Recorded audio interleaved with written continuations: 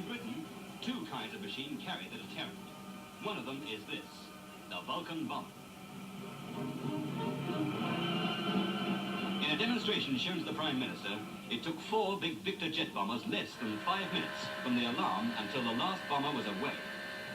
These bombers form part of the celebrated V force of Valiants, Vulcans and Victors, all capable of carrying the deterrent and launching it if ever the fatal signal were given. The look-at-life cameras were not allowed to see the thing this plane is designed to carry somewhere inside that mighty triangle. We only know it can destroy as much in one explosion as the entire Allied air forces accomplished in the 6 years of the Second World War.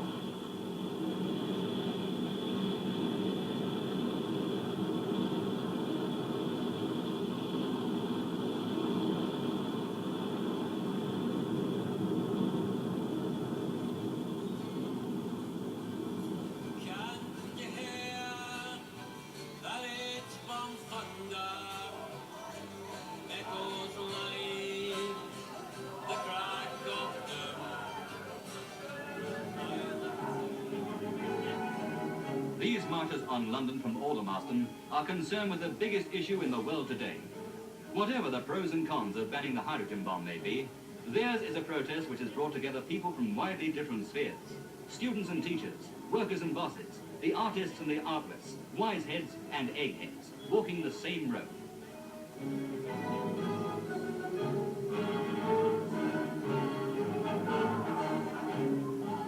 They may regard themselves as forerunners of what is to come, the uniting of humanity itself. But in the meantime, humanity itself is divided about the safest way to get there.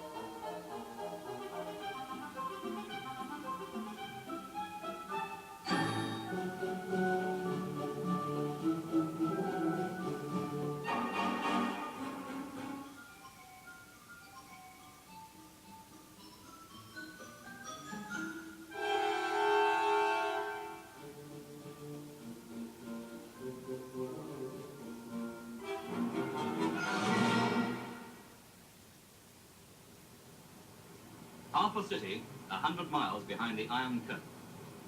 Half a city, the West rebuilt in the heart of communist East Germany. The last outpost of Western democracy on the road to Moscow.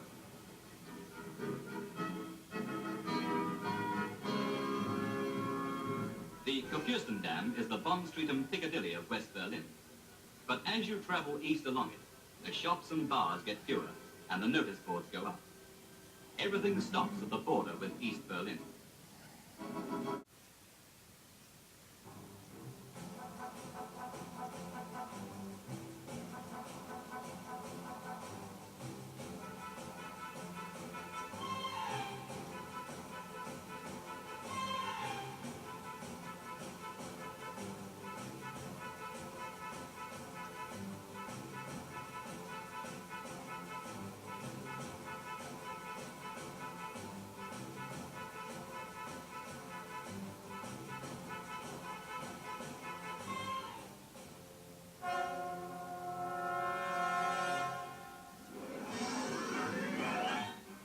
Coming up on BBC 4.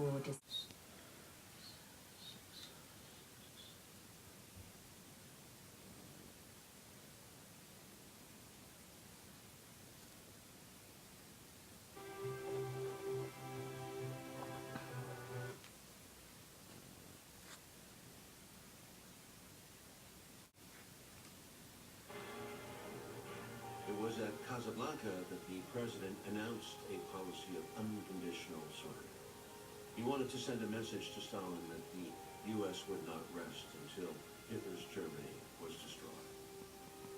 Unconditional surrender was a declaration of war not merely on the enemy governments, but on the German and Japanese people themselves, which, in its unintended way, would lead to terror bombing of civilian populations, harden the resistance of those populations, and result in the most controversial decision of the war, the dropping of the atomic bomb on Japan.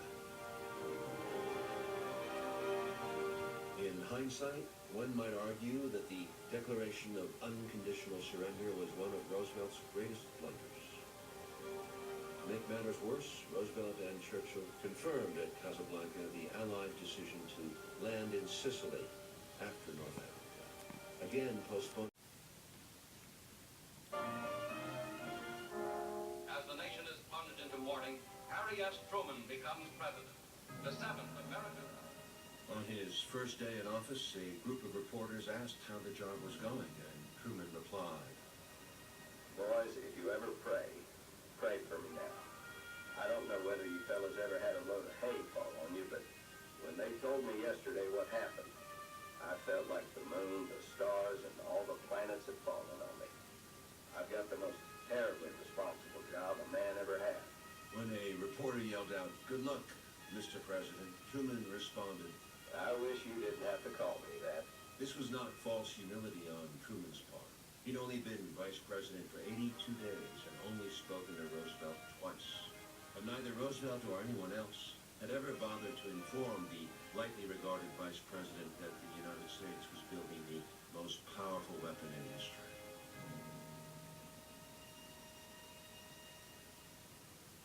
On April 15th, Truman and Wallace, who had remained in the cabinet as Secretary of Commerce, met the funeral train at Washington's Union Station.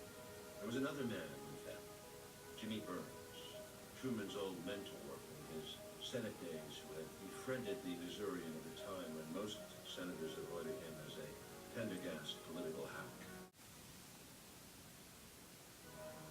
Burns gave Truman his first real briefing about the atomic bomb, which he described as an explosive great enough to destroy the whole world that might well put us in a position to dictate our own terms at the end of the war. He did not specify exactly to whom the U.S. would be dictating those terms.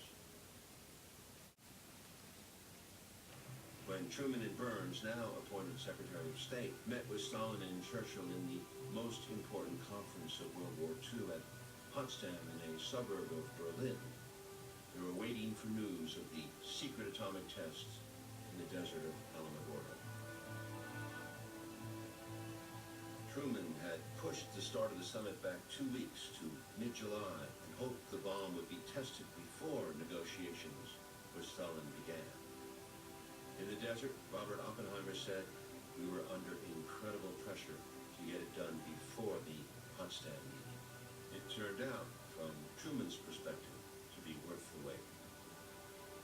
On July 16th, while Truman was touring bombed-out Berlin and preparing for the next day's meeting with Stalin, scientists exploded the first atomic bomb. It exceeded all expectations. Some scientists even feared they had indeed set the atmosphere on fire. Groves cabled the preliminary results to Simpson, who rushed to brief Truman and Burns. They were elated. They knew that they had a date with destiny.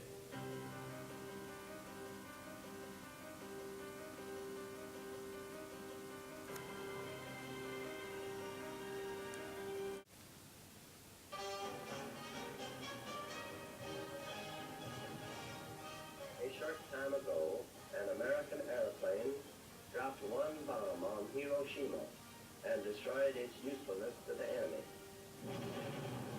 The Japanese began the war from the air at Pearl Harbor. They have been repaid many folds, and the end is not yet. We shall destroy their docks, their factories, and their communications. Let there be no mistake. We shall completely destroy Japan's power to make war.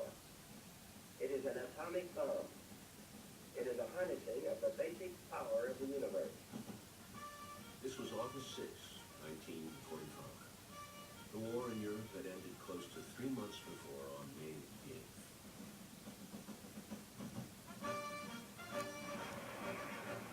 Japanese islands overseen by General Douglas MacArthur. Many feared a bloodbath as Americans confronted a fanatically hostile civilian population, as well as the remaining Japanese Imperial Armed Forces. The climate for the war on Japan was shaped by the profound hatred Americans felt towards the Japanese.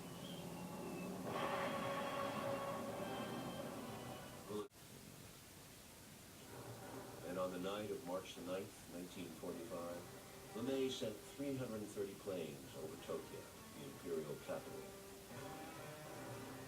carrying incendiary bombs consisting of napalm, thermite, white phosphorus, and other inflammable material.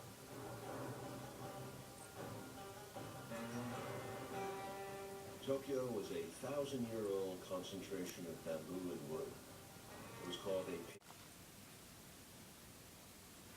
Seen through the prism of the terrible destruction being wrought by LeMay's terror bombing, the atomic bomb can be viewed as a chilling, if logical, next step. But as it crept closer, many scientists began to squirm. Leo Szilard and others understood implicitly that this bomb they were building was a primitive prototype to what was to follow. Szilard, Nobel Prize-winning chemist Harold Urey, and astronomer Walter Barzky attempted to see Truman to caution against use of the bomb. But they were rerouted to South Carolina to speak with Burns. His response appalled Szilard. Mr. Burns knew at that time, as the rest of the government knew, that Japan was essentially defeated. He was much concerned about the spreading of Russian influence in Europe, and that our possessing and demonstrating the bomb would make Russia more manageable. Leslie Groves also admitted